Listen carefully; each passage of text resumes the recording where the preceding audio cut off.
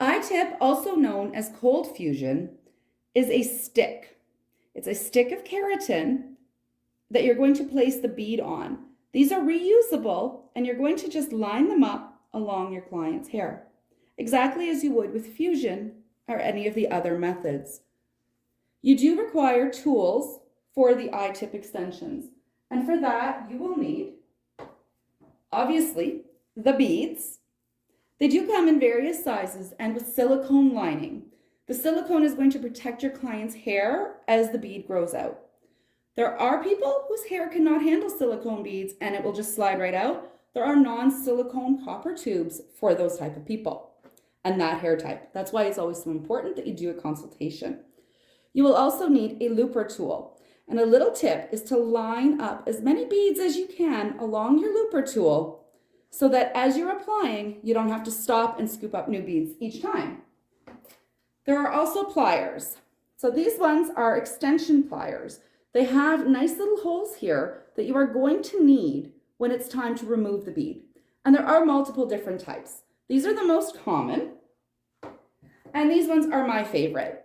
They have the nice sharp point so that if you don't pull that bead enough, you can always come back in and pinch the sides. To install these, you're going to have the same sectioning that you do for all of your other extensions.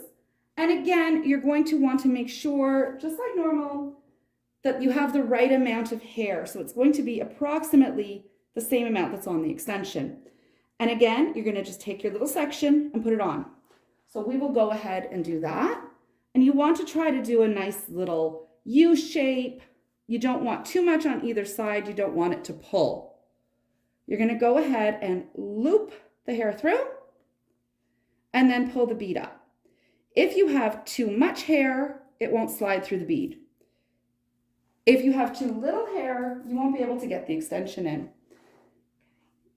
So there you have your bead, and then you're going to place the keratin I-tip right up in. If you cannot get it up and in between, that means you have too much hair. And if it slides right out, you have too little hair. So we may have, there we go. So we have it in. You're going to want to pull it nice and then squeeze with your pliers. Again, I prefer the pointy ones. So we're just going to squeeze. And then come again on this side and squeeze. You'll know it's in right if you pull and it doesn't slide down.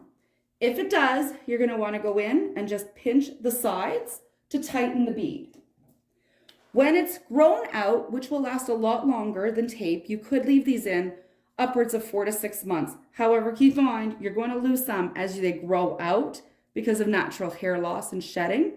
And as it hits the ear level, it's going to be uncomfortable for your client. So ideally, they're going to come in every few months to have them removed and lifted up.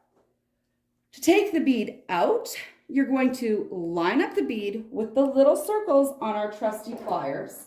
You do want to make sure that you remove this bead in as close to a circle as possible. If you create a star shape, when it pulls, it's going to pull out a lot of her hair and you're not going to have a happy client. So we're just going to line it up in the bead, line that bead up into the circle, squeeze to make a new circle shape, slide it right out. And now you can use the hair again. And that's it. That is how you install an I-tip.